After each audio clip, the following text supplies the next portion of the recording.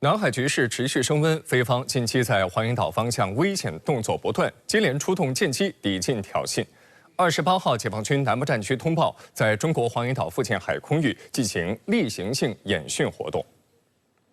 据南部战区消息，28号，中国人民解放军南部战区组织海空兵力为中国黄岩岛附近海空域进行侦察预警、海空巡逻等例行性演训活动，域外个别国家搅局南海，制造地区不稳定因素。中国对黄岩岛及其附近海域拥有无可争辩的主权，战区部队保持高度警惕，坚决捍卫国家主权、安全和海洋权益，坚决维护南海地区和平稳定。南部战区组织进行这样的演训， 目的就是警告个别域外国家不要妄想在黄岩岛进行挑衅，制造南海紧张局势。同时，也是警告菲律宾，解放军在维护国家主权方面有坚定的决心和强大实力。无论是谁想侵犯黄岩岛， 都将被解放军击败。一段时间以来，菲律宾不断在南海滋事挑衅。本月14号，菲海警非法滞留中国仙滨礁西湖近5个月的9701号船，在经历多次补给失败后，最终撤离相关海域，返回巴拉望岛母港。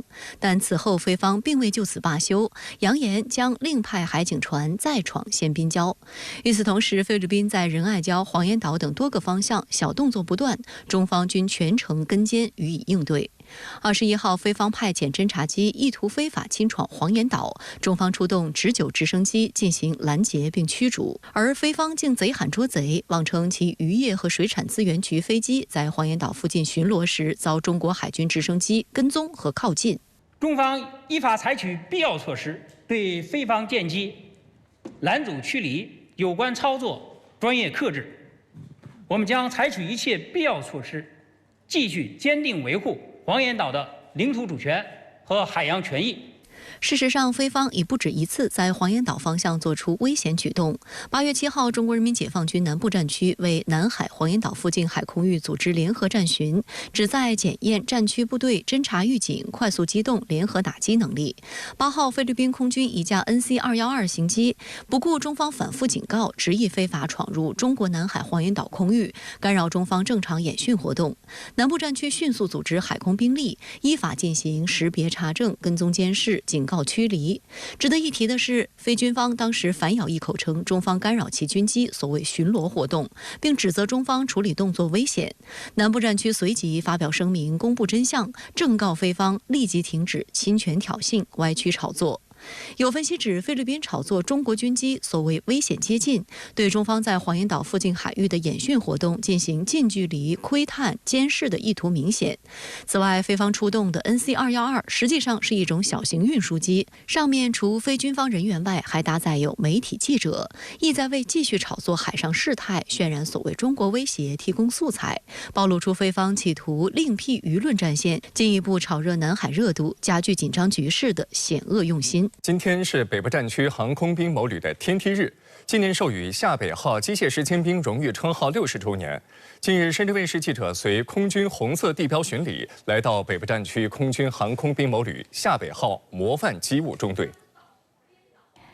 1938年，夏北号出生于广东新会。1957年1月入伍，他奋斗一生，成为空军航空机务战线的一面旗帜。 1964年9月29号，空军授予年轻的夏北号机械师尖兵荣誉称号，并在全空军推广夏北号检查法。空军红色地标巡礼系列宣传活动走进夏北号模范机务中队。活动现场，该旅官兵与夏北号亲属、战友以及当地青少年学生一起重温老一辈机务官兵的光荣历史，感悟革命情怀，传承先辈精神。 今天能来这里参观，我感到非常震撼，有很多东西是我没有见过的，我要好好学习，长大报效祖国。夏北号夫人许直宪，她在女儿陪同下，将鲜花摆放在夏北号雕像前。这回来的第3次了，各个官兵啊，就是这么努力，自己争取，保持这个老夏这个荣誉，保持这个 部队这个荣誉，我是很高兴的。60年弹指一挥间，航空技术日新月异，新时代为什么还要学习夏北号？因为夏北号是我们航空机务先进思想优良作风、过硬技术和科学方法的集体智慧和结晶。空军某部高级工程师李天辉介绍，60年来，夏北号精神在空军航空兵部队绵延不断、历久弥新，是机务系统的传家宝。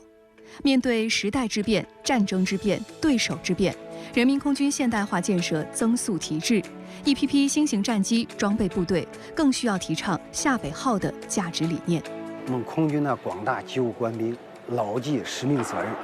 铆定建军100年的奋斗目标，铆定建设世界一流空军的强军实践，赓续夏白号3个负责精神的价值理念，加快空军航空机务系统向高质量发展、向新质战斗力转换，确保一声令下能够拉得出打得赢。甘做天梯托骄子，誓做战鹰守护神。戴子策已在机务战线上奋斗10多年，先后维护过多种机型，参与各类任务数十次。